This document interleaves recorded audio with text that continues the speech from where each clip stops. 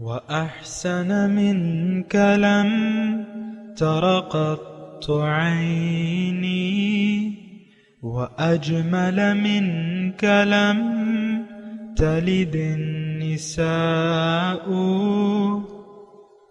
خلقت مبرأ من كل عيب خلقت مبرأ من كل عيب كأنك قد خلقت كما تشاء كتاب أنزلناه إليك مبارك ليدبروا آياته وليتذكر أولو الألباب۔ یہ کتاب برکت والی ہے جسے ہم نے آپ کی طرف نازل فرمایا ہے تاکہ دانش مند لوگ اس کی آیتوں میں غور و فکر کریں اور نصیحت حاصل کریں۔ اللہم صلی علی سیدنا محمد وعلی آل سیدنا محمد بعدد کل ذرۃ مئۃ الف الف مرۃ۔ سامعین و ناظرین اکرام، السلام علیکم ورحمۃ اللہ وبرکاتہ۔ سامعین اکرام، سورہ الحشر آیت نمبر 6۔ آج کا موضوع، کیا آج ہم صرف پیدائشی طور پہ مسلمان ہیں؟ اس کے ساتھ آج کے سبق کا آغاز کرتے ہیں۔ سب سے پہلے گزشتہ سبق کا اعادہ ہوگا۔ وما أفاء الله على رسوله منهم فما أوجفتم عليه من خيل ولا ركاب ولكن الله يسلط رسله على من يشاء واللہ علی کل شیء قدیر۔ اور جو اموال فے اللہ نے ان سے نکال کر اپنے رسول صلی اللہ علیہ وآلہ وسلم پر لوٹا دیے تو تم نے نہ تو ان کے حصول پر گھوڑے دوڑائے تھے اور نہ اونٹ۔ ہاں، اللہ اپنے رسولوں کو جس پر چاہتا ہے غلبہ و تسلط عطا فرما دیتا ہے، اور اللہ ہر چیز پر بڑی قدرت رکھنے والا ہے۔ سامعین اکرام، سورہ الحشر آیت نمبر 6۔ وما افاء اللہ علی رسولہ منہم، اور جو دلوایا اللہ تعالیٰ نے اپنے رسول کو ان سے۔ فما اوجفتم علیہ من خیل ولا رکاب، تو تم نے ان پہ گھوڑے اور اونٹ نہیں دوڑائے تھے۔ ولیکن اللہ یسلط رسولہ علی من یشاء، لیکن اللہ تعالیٰ مسلط فرما دیتا ہے اپنے رسولوں پر، اپنے رسولوں کو جس پہ چاہے۔ واللہ علی کل شیء قدیر، اور اللہ تعالیٰ ہر چیز پر قادر ہے۔ بنو نذیر کا واقعہ ہے اور اس کے بارے میں بات چیت ہو رہی ہے۔ مضمون اصل میں ہمارے لیے ہے، پھر اس میں اللہ تعالیٰ اپنے قوانین بھی بتا رہے ہیں۔ مطلب آج کے دن اگر کسی صحیح مسلمانوں کی جماعت نے آ کے ہمیں فتح کر لیا، میں آپ کو اس طریقے سے مضمون سمجھانے کی کوشش کرتا ہوں، یعنی ہماری مثال جو ہے وہ بنی نذیر کے یہود کی سی ہے، جو حق رسول کی تعلیمات کو ماننے کے لیے تیار نہیں۔ اگر کسی صحیح مسلمانوں کی جماعت نے ہمیں پاکستان کو فتح کر لیا تو پھر یہ تمام املاک جو ہیں ان کو، ہمارے پاکستان کی تمام املاک جو ہیں ان کو منتقل ہو جائیں گی۔ ان مسلمانوں کی، وہ سچے مسلمان ہوں گے، وہ اللہ تعالیٰ کو چاہنے والے ہوں گے، اللہ تعالیٰ ان کو چاہنے والا ہوگا۔ یحبہم و یحبونہ، اور یہ اللہ تعالیٰ نے بیان بھی کیا ہے کہ فسوف یأتی اللہ قوما یحبہم و یحبونہ، یا اللہ تعالیٰ نے یہ بھی بیان کیا ہے یستبدل وَإِن تَوَلَّوْا يَسْتَبْدِلْ قَوْمًا غَيْرَكُمْ ثُمَّ لَا يَكُونُوا أَمْثَالَكُمْ، یہ بھی ہو سکتا ہے کہ اللہ تعالیٰ ہماری جگہ دوسرے لوگوں کو لے آئے اور ان کو پاکستان کا مطلب کیا؟ لا الہ الا اللہ۔ اب ہم لوگ اجتماعی طور پہ اس وطن میں اللہ کا کلمہ نافذ کرنے کے لیے تیار نہیں ہیں۔ مختلف ہیلے بہانے آج تک دیکھیں کہ وہ 73 کے آئین میں لکھ دیا تھا کہ کچھ عرصہ دیا گیا تھا کہ 10 سال میں یہ مکمل سود ختم ہو جائے گا۔ آج 73 کے آئین کو تقریباً 45 سال ہونے والے ہیں، آپ دیکھ لیں، لیکن وہ سود کا مسئلہ اسی طرح ہے، ہم اسی طرح سودی لین دین لے رہے ہیں، دے رہے ہیں، اس پر خوش ہیں، ہم اس کے لیے بدلنے کو آمادہ نہیں ہیں۔ یہ میں نے واحد آپ کو ایک سود کی مثال دی ہے، ورنہ تو ایک لمبی فہرست ہے کہ ہم فساد فی الارض مچانے میں مبتلا ہیں، نمبر 1۔ پھر اللہ تعالیٰ کی ایک نافرمان قوم ہے، واللہ لا یہدی القوم الفاسقین، اور ابھی ہم نے فرمایا، وہ اللہ تعالیٰ نے فرمایا کہ فاسقین کو میں نے رسوا کرنا ہے، اور آج ہم رسوائی کا تو شکار ہیں۔ آج ہماری اقوام عالم میں کیا وہ ہے حیثیت ہے، آپ دیکھ لیں، ہمارا جو گرین پاسپورٹ ہے وہ ذلیل ترین پاسپورٹ ہے۔ آپ کے پاکستانیوں کے کپڑے اتار کے امریکہ کے ایئرپورٹ پہ ان کی جامع تلاشی لی جاتی ہے، جبکہ ان کے اپنے شہری جو ہیں وہ معزز ہیں، وہ VIP ہیں جو امریکی شہری ہیں۔ بہرحال یہ ساری باتیں جو ہیں، دیکھیں میرا کوئی موڈ ایسا نہیں ہے کہ آپ کی تضحیق کروں من حیث القوم، لیکن ہم نے خود اپنے آپ پہ نافرمان قوم کا زبان حال سے فتویٰ لگا لیا ہے کہ ہم ایک نافرمان قوم ہیں اور اللہ کی نافرمانی پر راضی ہونا چاہتے ہیں۔ تو بہرحال آپ کی اگر یہی مرضی ہے تو اللہ تعالیٰ کو تو آپ کی کوئی ضرورت نہیں ہے۔ فَسَوْفَ يَأْتِ اللَّهُ قَوْمًا يُحِبُّهُمْ وَيُحِبُّونَهُ أَذِلَّةً عَلَى الْمُؤْمِنِينَ أَعِزَّةً عَلَى الْكَافِرِينَ۔ تو ایسے لوگ اللہ تعالیٰ نے یہ مثال بیان کی، اور اللہ تعالیٰ نے کیا بھی ایسا۔ نوح علیہ السلام کی قوم جو تھی وہ مسلمان تھی۔ ظاہر ہے کہ جس وقت نوح علیہ السلام کی قوم پہ عذاب آیا تھا تو سارے مشرک اور کافر تو تباہ ہو گئے تھے، غرق ہو گئے تھے طوفان نوح میں، حتیٰ کہ ان کا بیٹا بھی غرق ہو گیا تھا۔ پھر جو 70-75 آدمی تھے، عورتیں اور مرد اور بچے بوڑھے سب ملا جلا کے 70، یہ قوم عاد کی جو قوم بنی ہے یہ وہی بقایا قوم نوح ہے، اور وہ مسلمان تھے، لیکن جب انہوں نے نافرمانی شروع کر دی، اللہ تعالیٰ نے اس کی اصلاح کے لیے ان کو حضرت ہود علیہ السلام کو بھجوایا۔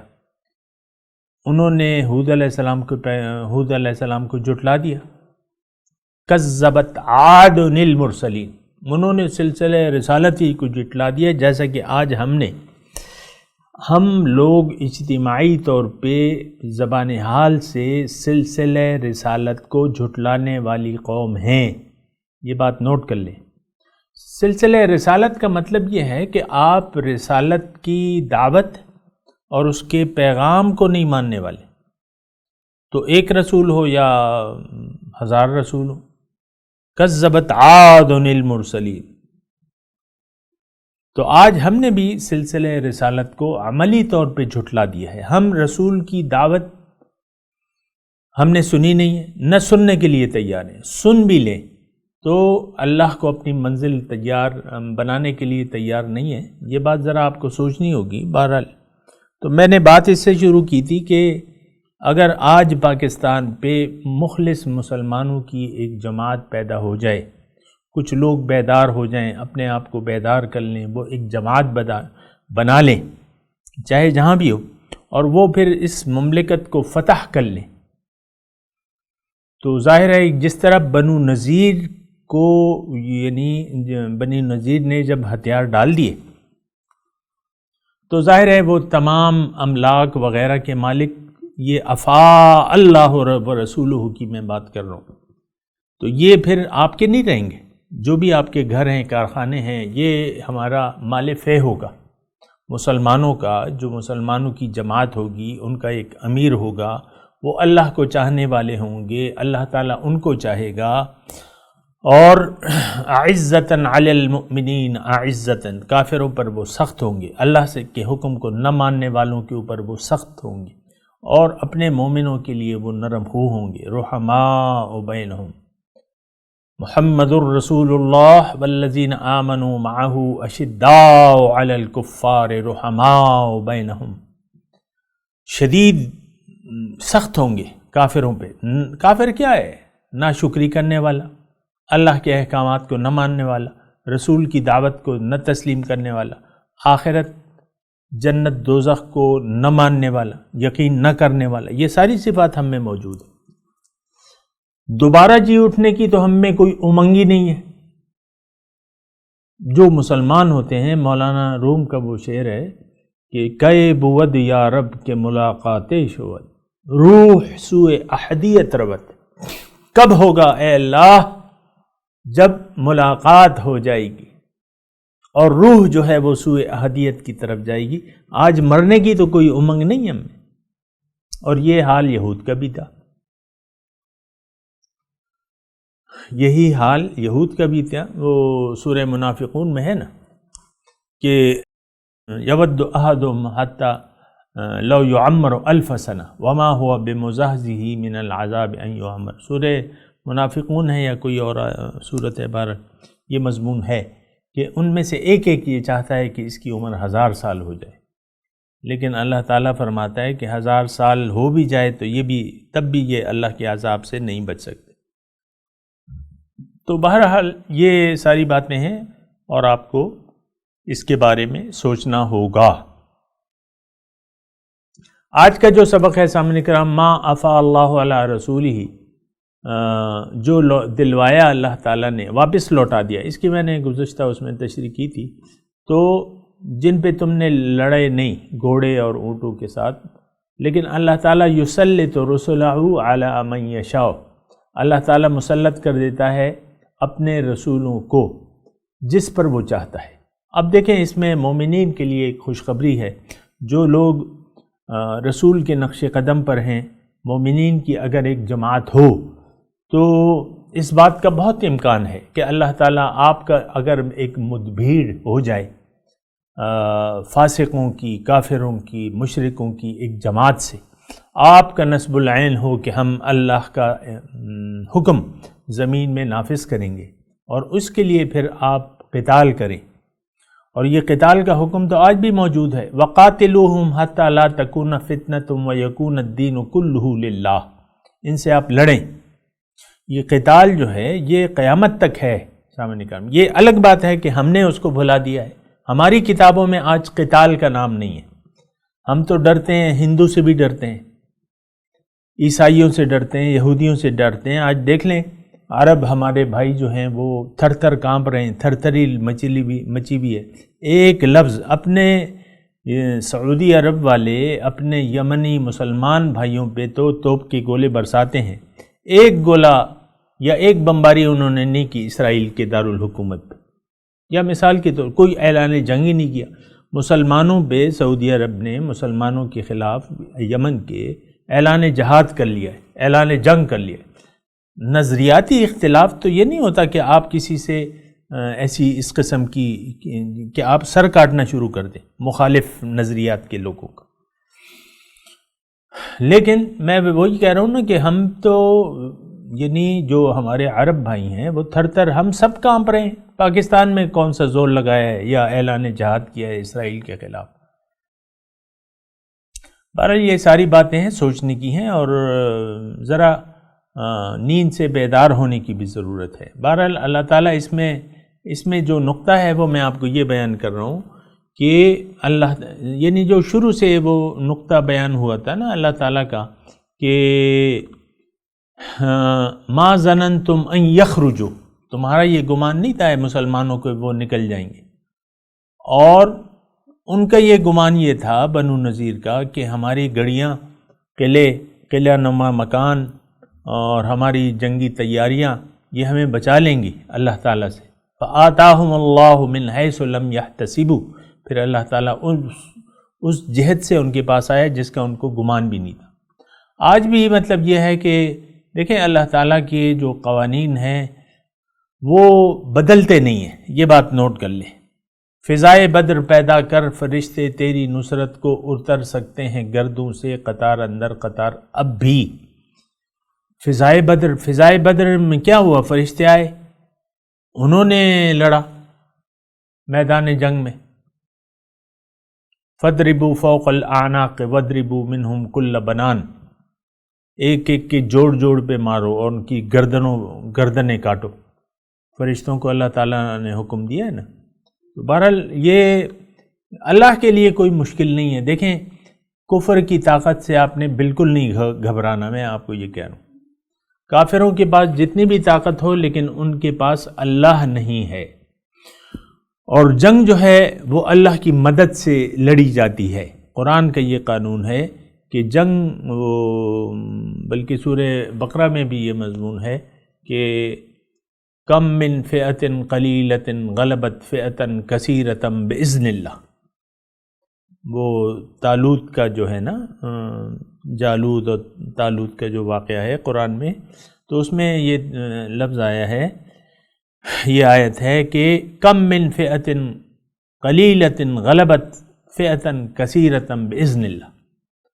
طالوت کے لشکر والوں نے یہ کہا، غالباً یہ مضمون ہے کہ بہت دفعہ اللہ تعالیٰ نے قلیل تعداد کو کثیر تعداد پہ غلبہ عطا فرمایا ہے۔ آپ دیکھ لیں ہماری اپنی، میں اس کی تفصیل میں نہیں جاتا، لاکھوں کی فوج تھی اور چند 100 تھے یا 1000 تھے، انہوں نے جو ہے وہ اس کو شکست دے دی۔ جنگ موتا میں کیا ہوا تھا آپ دیکھ لیں تاریخ اٹھا کے۔ تو جنگ جو ہے یہ اللہ کی مدد سے جیتی جاتی ہے۔ واللہ ولی المؤمنین، اللہ تعالیٰ مومنوں کا کارساز ہے۔ حقا علینا نصر المؤمنین، مجھ پر مسلمین کی امداد جو ہے مجھ پر لازم ہے۔ اور پھر اللہ تعالیٰ نے وعدہ کیا ہوا ہے، گزشتہ سبق میں بھی میں نے آپ کو یہ کہا تھا کہ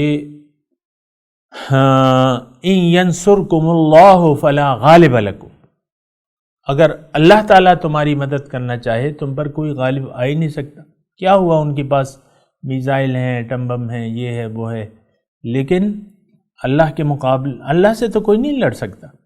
یہاں بھی انہوں نے اللہ سے جنگ کرنا چاہیے، بنو نذیر کے مشرکوں نے اور کافروں نے، لیکن اللہ تعالیٰ نے فرمایا فآتاہم اللہ من حیث لم یحتسب وقذف فی قلوبہم الرعب، اللہ تعالیٰ ایسی جہت سے ان کے پاس آیا کہ ان کو اس کا گمان بھی نہیں تھا، اور ان کے دلوں میں اللہ تعالیٰ نے، ان کے دل جو ہے ہمت ہار بیٹھے ہو۔ بس یہ بات ہے۔ آج بھی یعنی ایک بہت بڑے ٹینک میں بیٹھا ہوا کافر جو ہے، یا کافروں کی ایک ٹینکوں کا ایک رسالہ ہے، یہ 65 کی جنگ میں ہوا تھا نا ایسا، کہ انہوں نے ہندوؤں نے یہ پورا تصور کر لیا تھا کہ ہم ان کو شکست دے دیں گے مسلمانوں کو، یہاں تک کہ BBC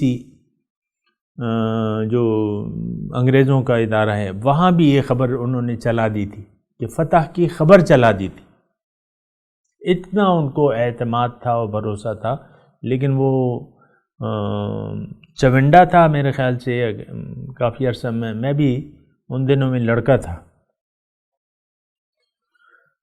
تو ٹینکوں کا قبرستان بنا دیا جو بھی تھے ان کے مقابلے میں۔ بہرحال یہ سوچنا ہوگا ہمیں، اور دیکھیں اللہ تعالیٰ نے جو قرآن میں لکھ دیا ہے یہ بات نوٹ کر لیں، اس پر اصل میں قرآن پہ تو ہمارا یقین ہی نہیں ہے۔ لیکن اللہ یسلط رسلہ علی من یشاء، اللہ تعالیٰ مسلط فرما دیتا ہے اپنے رسولوں کو، اب رسول ہوں یا امتی ہوں، یہ اس میں فرق نہیں ہے سامنے کرام۔ مسلمانوں کی ایک جماعت، ید اللہ علی الجماعہ، اللہ کی امداد اور نصرت جماعت پر ہوتی ہے۔ اور یہ دیکھ لیں جو فتوحات ہوئی ہیں مسلمانوں کو، اللہ تعالیٰ نے جو فتوحات دی ہیں وہ تو اللہ تعالیٰ نے، یعنی اللہ کی مدد سے مسلمانوں نے، اور اللہ ہی کے لیے جنگ کر رہے تھے تو اللہ تعالیٰ نے مدد دی ہے۔ تو یہ جو جملہ ہے میں آپ کی توجہ دلا رہا ہوں، لیکن اللہ یسلط رسلہ علی من یشاء، اللہ تعالیٰ مسلط کر دیتا ہے اپنے رسولوں کو جس پر چاہتا ہے۔ واللہ علی کل شیء قدیر، اور اللہ تعالیٰ ہر چیز پر قادر ہے۔ یہ بھی ایک بات ہے کہ ہمیں تو یہ یقین نہیں آتا کہ اللہ تعالیٰ ہر چیز پر قادر ہے۔ اب ہم جو ہے دبکے میں ہیں، مثال کے طور پہ ویسے تو مسلمانوں کی کوئی جماعت نہیں ہے حقیقت میں، لیکن جو یہ جدی پشتی مسلمان ہیں یہ تو ڈرتے ہیں ہر ایک سے۔ قریب میں آپ کے کشمیر پہ ہمارے بھائیوں بہنوں پہ مظالم ہو رہے ہیں، لیکن مجال ہے جو آپ نے مطلب یہ ہے کہ ان کے خلاف اعلان جنگ کیا ہو۔ یہ آپ کے جو برما ہے، یہ ہمارے مسلمان یعنی انہوں نے بستیوں کو جلا دیا اور مولی کی طرح، گاجر مولی کی طرح کاٹ دیا مسلمانوں کو۔ پاکستان نے کوئی اعلان جنگ کیا؟ ویسے ہی میں کر رہا ہوں، ایک بات کر رہا ہوں، لیکن یہ ہے کہ پھر آج انڈیا میں آپ دیکھیں کہ مسلمانوں کو 2 نمبر شہری ہیں، وہاں گائے کی تو حرمت ہے لیکن مسلمان کی خون کی حرمت نہیں ہے۔ بس ذرا سا الزام کہ یہ گائے لے جا رہا تھا، اب انہوں نے یہ الزام لگا دیا کہ یہ اس کو ذبح کرنے کے لیے، اس کا گوشت کھانے کے لیے، گائے تو بھئی ہمارا خدا ہے۔ یعنی کیسے واقعات ہوئے ہیں کہ ان کو مار مار کے ہلاک کر دیا گیا ہے۔ آپ دیکھ لیں مسلمان، انڈیا کے مسلمان کی حیثیت آج دیکھ لیں، وہ دبے ہوئے ہیں، ان میں کوئی نہ جرت ہے نہ ہمت ہے، ان میں بھی نہیں ہے، پھر ہم میں بھی نہیں ہے۔ ہم بھی تو ان کے بھائی ہیں نا، کہ یعنی ہندو کو تھوڑی تڑی دے دیں کہ بھئی مت کرو ایسا، انصاف سے کام لو، لیکن نہ تو ہم تڑی دیتے ہیں اور نہ کوئی۔ بہرحال یہ تو یعنی بزدلوں کی ایک جماعت ہے ہماری، جو آج کل مسلمان ہیں، یہ اللہ کے لیے لڑنے کے لیے نہ تو تیار ہوتے ہیں نہ ان میں کوئی جذبہ ہے۔ بہرحال تو یہ مضمون جو ہے میں آپ کو وَلَكِنَّ اللَّهَ يُسَلِّطُ رُسُلَهُ عَلَى مَن يَشَاءُ۔ دوسری آیت جو ہے ما آفا اللہ علی رسولہ من اہل القرى، جو واپس پلٹا دیا اللہ نے اپنے رسول کو بستی والوں سے، من اہل القرى، ما آفا اللہ جو واپس دلوا دیا اللہ نے اپنے رسول کو من اہل القرى بستی والوں سے۔ اب یہ اس کا حقدار کون ہے؟ فللہ وللرسول، بنیادی طور پہ اللہ تعالیٰ یہ فرما رہے ہیں کہ جو مال فے ہے وہ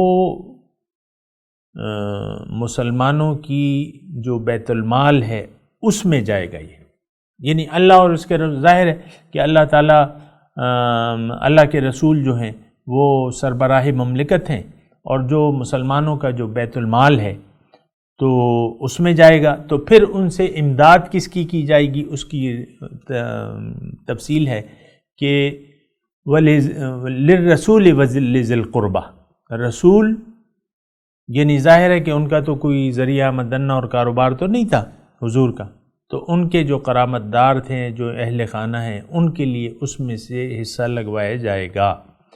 پھر والیتامہ، اور یتیموں کے لیے، مسکینوں کے لیے، وابن السبیل مسافروں کے لیے اس میں سے خرچ کیا جائے گا۔ اور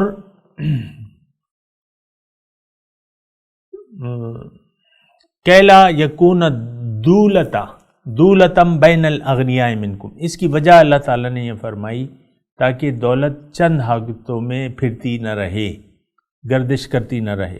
اب ظاہر ہے مثال کے طور پہ اگر مال فے کو، مال غنیمت، مال یعنی مجاہدوں میں تقسیم کر دیا جاتا، یا اس کے 5 حصے ہوتے، ایک حصہ اس میں جاتا، تو اللہ تعالیٰ نے یہ منظور نہیں فرمایا۔ اللہ تعالیٰ نے یہ فرمایا کہ تم بیت المال میں جمع کرو۔ یہ آج کے ضرورت کے حساب سے میں کہہ رہا ہوں کہ مال فے کو جو ہے وہ بیت المال کا حق ہے، امیر المومنین حسب حال، یعنی جو حسب ضرورت اس میں سے لے سکتے ہیں، بیت المال سے امیر المومنین اپنا خرچہ، اپنے گھر والوں کا خرچہ نکال سکتے ہیں، یہ بات نوٹ کر لیں۔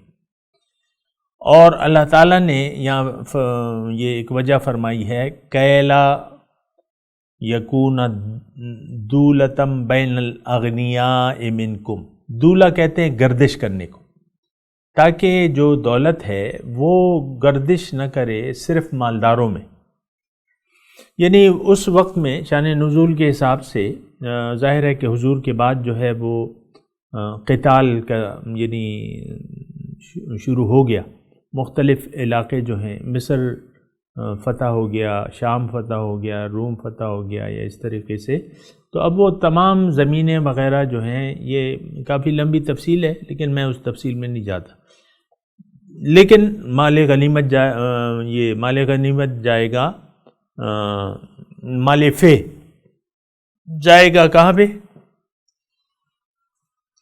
مسلمانوں کے بیت المال میں، خزانے میں جائیں گے، سرکاری خزانے، وہاں سے پھر تقسیم ہو سکتا ہے۔ اور مال غنیمت میں بھی آپ کو میں نے گزشتہ درس میں یہ بتایا تھا کہ اس کی بھی پھر تفصیل ہے کہ صرف میدان جنگ میں جو مل جائے وہ جو ہے 5 حصے لگ کے اس میں ایک حصہ جو ہے مال غنیمت وہ بیت المال میں جائے گا، اور 4 حصے مجاہدین میں تقسیم کر دیں، یہ طریقہ ہے۔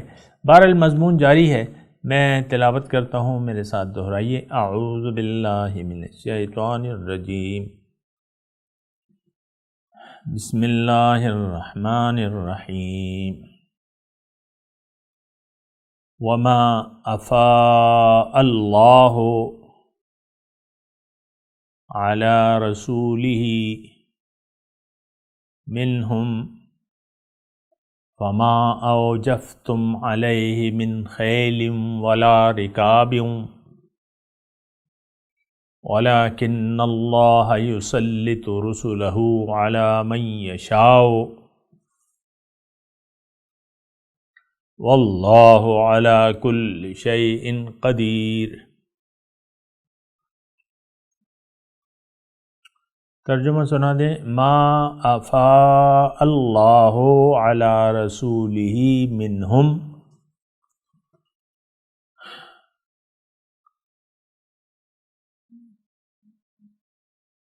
جو کچھ اللہ نے واپس لوٹا دیا اپنے رسول کو ان سے، فما اوجفتم علیہ من خیل ولا رکاب،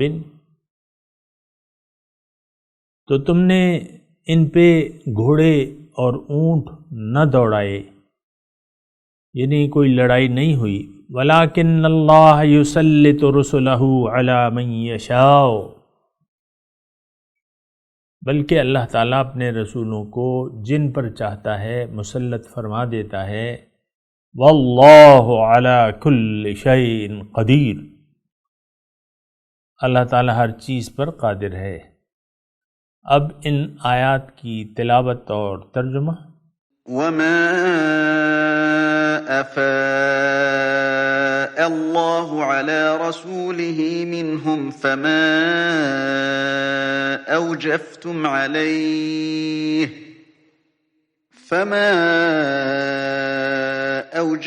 عليه من خيل ولا ركاب ولكن الله يسلط رسله على من يشاء والله على كل شيء قدير۔